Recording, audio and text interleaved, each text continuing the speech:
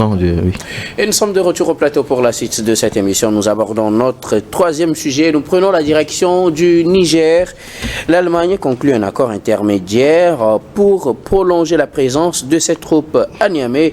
Alors, après les États-Unis, après la France d'abord et les États-Unis, les pays européens se préparaient à subir peut-être le même sort pour le départ de leurs troupes. L'Allemagne d'ailleurs, qui avait des troupes qui contribuaient donc à la sécurité, au renseignement au Niger, avait un accord qui finissait normalement aujourd'hui 31 mai et il fallait renouveler cet accord. Mais à défaut d'avoir trouvé une occasion de prolonger l'accord, puisqu'on sait que entre le Niger et les pays de l'Union européenne, ce n'est plus le grand amour. Alors l'Allemagne a quand même pu obtenir un accord intermédiaire pour permettre à cette troupe de rester encore quelques mois, le temps de mieux s'organiser et de réduire progressivement son effectif jusqu'à faire partir ces soldats totalement du sol nigérien. Je commence par vous, Gabin Adjaro. Malgré tout, l'Allemagne a quand même pu trouver un accord, ce qui n'a pas été le cas pour certains pays.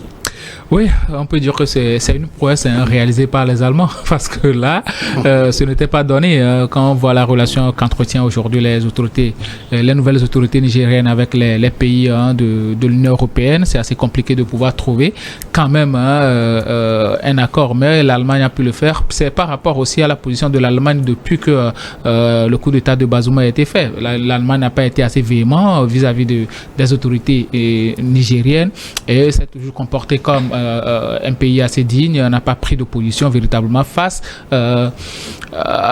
aux nouvelles autorités nigériennes. Sauf que l'Allemagne aujourd'hui est en train de payer sa relation avec le MINUSMA et aussi les autres pays de l'Union européenne, à savoir la France et autres là, qui ont participé à l'opération de lutte contre le terrorisme au Niger. Donc pour moi aujourd'hui, je pense que c'est une période transitoire qui a été trouvée par les deux pays pour pouvoir permettre un point de chute à l'Allemagne de trouver un point de chute à sa base, et je pense que le nombre de soldats aussi sera réduit de 100 à une trentaine. Donc je pense que faudrait pas que certaines personnes pensent que bon, l'Allemagne a prorogé ou bien les nouvelles autorités nigériennes ont quand même accepté la prolongation. Non, pas du tout. C'est juste un accord intermédiaire de 3 mois qui va permettre aux Allemands de pouvoir trouver un point de chute et puis bon de dégager du Niger. Sinon, c'est quand même une prouesse, je le dis encore, c'est une prouesse réalisée par ces Allemands-là, parce que c'était pas véritablement donné.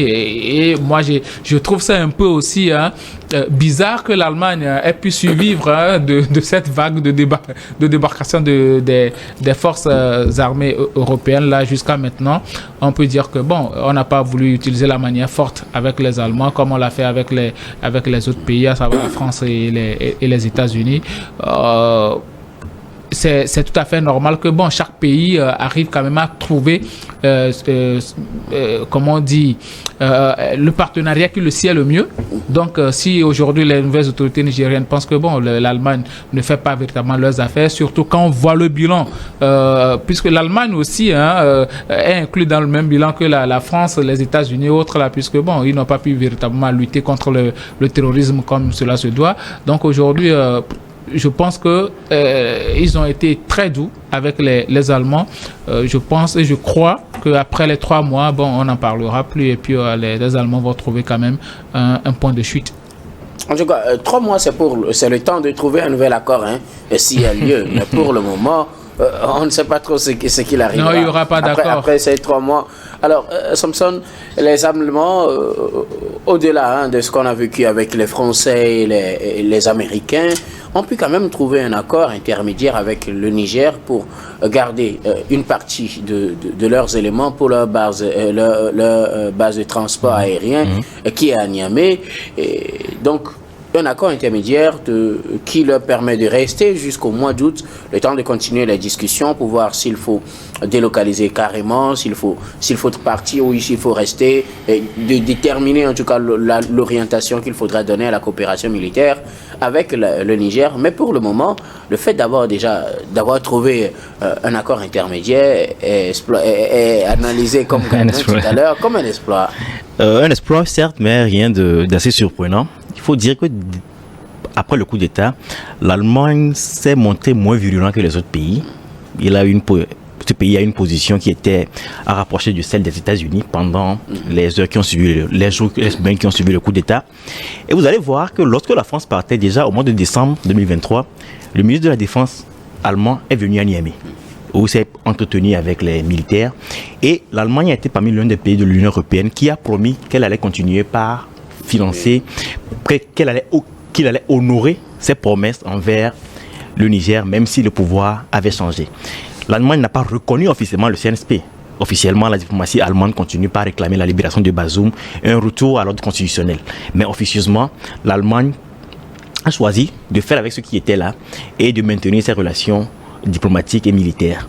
Et vous allez voir que cette annonce-là est venue la veille, le lendemain de l'annonce du départ des troupes de l'Union européenne. L'Union européenne a annoncé qu'elle allait partir ce 30 juin, je suis de bonne mémoire, et l'Allemagne a rapidement trouvé un accord pour maintenir les hommes qu'elle a dans le pays, la trentaine d'hommes du moins, sur sa base aérienne. L'Allemagne ne compte pas partir parce que, contrairement aux États-Unis par exemple, qui n'avaient que des intérêts stratégiques dans la région, l'Allemagne a des intérêts économiques. Il y a le quotidien allemand Die Spiegel qui se demandait pourquoi l'Allemagne voudrait avoir une base quelque part perdue dans le Sahel, et que les autorités allemandes ont répondu que cette base-là avait une importance stratégique et qu'elle aurait pu servir à des évacuations et à tout ça. Mais ce qui est faux selon moi, parce que l'Allemagne a des intérêts économiques réels au Niger. Et l'un de ses intérêts, c'est parce qu'ils vont évacuer d'où. Exactement. L'un des intérêts, c'est le projet d'hydrogène vert qu'ils avaient commencé par conclure avec le président Bazoum. C'est un projet gigantesque. Et avec le Mali et le Niger, le Niger est actuellement l'un des pays qui est capable d'extraire et de produire de l'hydrogène vert. Et l'hydrogène vert est considéré comme l'énergie du futur. Et l'Allemagne veut maintenir une présence militaire minimale pour pouvoir sécuriser ce genre d'accords financiers dont dépend sa survie. Parce que c'est un pays qui dépend trop énergétiquement de ses voisins, notamment de la Russie. Donc pour ce pays, c'est très important de se maintenir militairement au Niger. Donc c'est des intérêts économiques réels en fait. Ce n'est pas juste de la géostratégie. Maintenant, il faut dire aussi que, contrairement à la France qui est très mauvaise presse en Afrique, les pays africains qui n'ont pas vécu la colonisation allemande, et même certains pays qui ont vécu la colonisation allemande comme le Togo, ont tendance à romancer un peu la période allemande au fait. L'Allemagne n'est pas vraiment perçue comme l'ennemi par beaucoup de pays africains. Au contraire de la France qui a été dans beaucoup de coups foireux, ou des États-Unis qui sont intervenus ici et là de façon pas très catholique.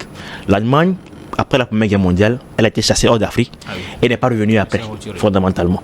Donc, dans l'imagerie populaire, ils ne sont pas aussi dangereux que les autres. Et ils sont même adoubés parce qu'il y a le savoir-faire allemand, les voitures allemandes, la solidité allemande, l'ingénierie allemande. Exactement. Les infrastructures allemandes qui sont vraiment considérées comme étant le sommet de la perfection. Alors que quand on fouille bien dans l'histoire, on se rend compte que l'Allemagne était même plus néfaste dans ses colonies que la France et les États-Unis. Il y a un chercheur togolais qui a montré que la population du Togo a diminué de la moitié pendant la colonisation allemande. On ne sait pas si les gens ont fui ou si les gens sont morts en fait. Vous voyez un peu. Il y a eu le génocide des Héréros et des Nama en Namibie. Mais pour le commun des Africains, c'est loin. L'Allemagne, c'est le bon gars avec qui il faut travailler. Et un autre pays fera la même chose que l'Allemagne, c'est l'Italie, qui veut aussi être présent militairement au Niger pour d'autres raisons. C'est l'immigration. L'Italie veut pouvoir collaborer avec le Niger pour bloquer les flux migratoires.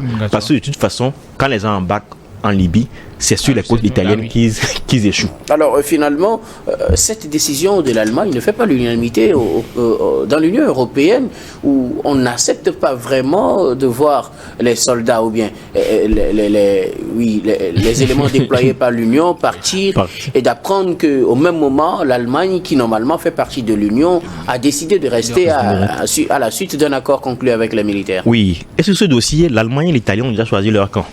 Pas trop de sévérité envers les militaires au pouvoir, parce que nous ne pouvons pas nous le permettre. Et vous allez voir que il sera quelques mois, il y a eu aussi un débat où il fallait décaisser des fonds au profit du Niger, et l'Allemagne et l'Italie s'étaient prononcés pour, les autres pays avaient dit non. Donc, c'est tout à fait normal, parce que comme je l'ai dit, pour l'Allemagne, c'est une question économique. Donc, il faudrait qu'elle puisse se maintenir basiquement sur le territoire du Niger et au Sahel. De survie énergétique. Survie énergétique. Et c'est très important. L'énergie, c'est tout aujourd'hui. Alors, Eric, les Allemands ont fini par conclure un accord avec les autorités nigériennes pour prolonger la durée de leur soldats sur le sol nigérien. Normalement, l'accord devait prendre fin ce 31 mai, mais à la suite de cette entente, de cet accord intermédiaire, ils resteront jusqu'au mois d'août, le temps de continuer les discussions pour voir s'il faut définitivement rester ou s'il faut définitivement partir. Alors, je pense que la logique, c'est de protéger ses intérêts. On ne vient pas implanter une base militaire dans un pays comme le Niger, dans le désert, pour dire qu'on soutient le régime ou bien... on lutte contre les terroristes. Je crois que c'est justement pour protéger ses intérêts que l'Allemagne a cette base-là au Niger. Maintenant, oui, le Niger a décidé de rompre tous ses accords militaires avec tous les pays occidentaux, y compris les États-Unis. Et donc, ça veut dire que tous ces pays-là doivent quitter le sol nigérien dans les meilleurs délais. On a vu ce qui s'est passé avec les Français, avec les Américains. Et maintenant, le cas de l'Allemagne. Je dis, ce n'est pas en 3 mois qu'on va faire ce qu'on n'a pas pu faire en 6 mois. Aujourd'hui, ce qui se passe, c'est qu'on veut prendre le temps de continuer par négocier et de pouvoir peut-être élargir encore son champ économique pour pouvoir protéger tous ses intérêts. Surtout que les autres sont partis maintenant. Oui. Mais il faut que quelqu'un reste quand même. La nature aura du vide. Et donc, pour moi, je pense que les 3 mois-là vont plutôt permettre... Il y a ces deux situations. La première situation, c'est que ça va leur permettre de négocier un autre accord de coopération avec le Niger. L'autre chose, c'est de leur permettre de partir tranquillement. Si la durée n'est pas prolongée. S'il n'y a plus d'accord à signer. Donc, vous allez partir dans les 3 mois. Bon, il ne faut pas nous bousculer comme vous avez fait pour les autres. Nous, on continue, pas croire en vous. Et croire en un pays africain, ce que ça veut dire pour nous, nous le savons désormais. Et donc, on veut profiter de ça. Soit on est là, on va y rester, ou soit on va partir tranquillement, tout en dégageant, tout en profitant de la situation pour enlever ce qu'il faut enlever. Parce que quitter un pays comme ça, c'est toute une logistique. C'est pas évident, c'est pas très facile. Mais vous avez vu que les gens ont été juste obligés de se déplacer d'un pays à l'autre. La France, par exemple, on ne peut pas quitter, prendre tout ça là et partir en France en même temps, mais on est passé par le Tchad et d'autres pays. Et c'est ça même la crainte du Niger qui dit que certainement qui sont au nord du Bénin. Et bon, voilà. Et donc voilà la situation. Je crois que c'est une question d'intérêt. C'est pas une question de protection du pays ou de quoi que ce soit, parce que 300 personnes... 30 militaires, 30 militaires. Ils sont 30, même pas 300. Voilà. 30. Ah oui, Ils étaient 100, mais ils étaient 30. Donc avec 30 militaires, on ne fait pas grand-chose. C'est pas pour faire grand-chose. Pas grand-chose avec 30 militaires. Je crois que... Donc, aujourd'hui, l'Allemagne peut toujours continuer par négocier avec le Niger.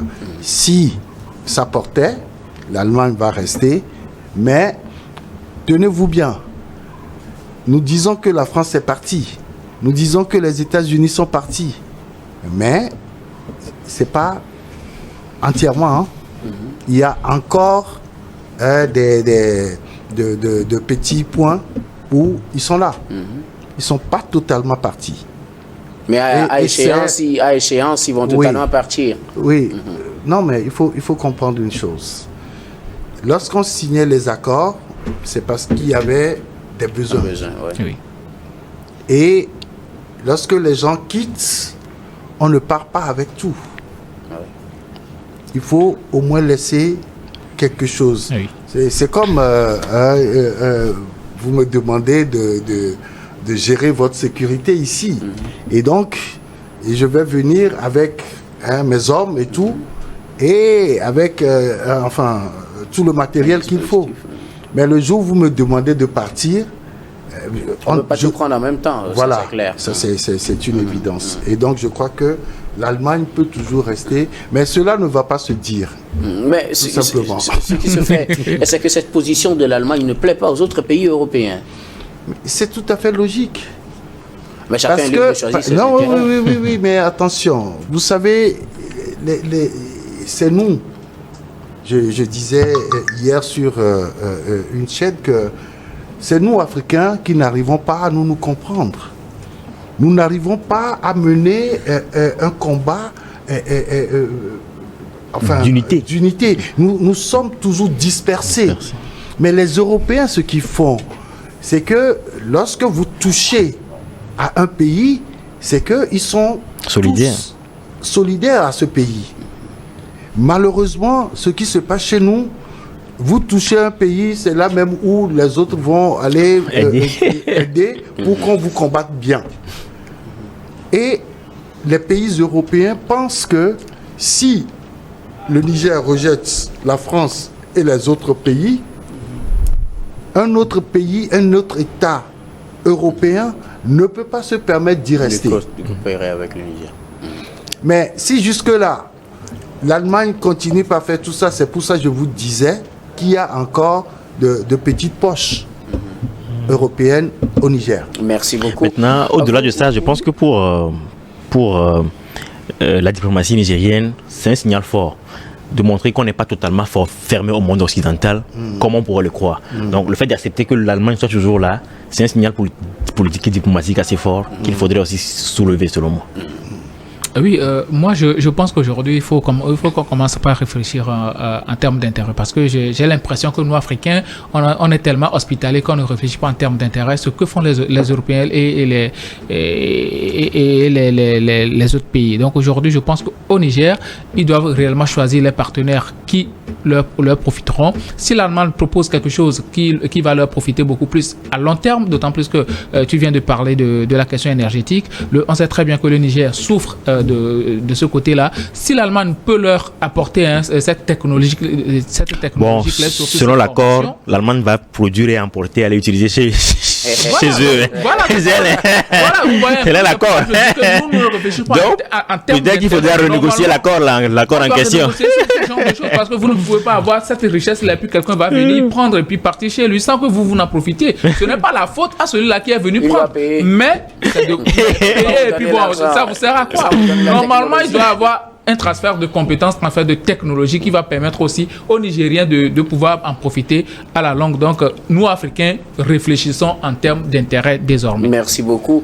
À vous, c'est l'heure de marquer une nouvelle pause. On reviendra tout à l'heure pour la dernière partie de cette émission. Dernière partie que nous allons bien évidemment consacrer au Togo.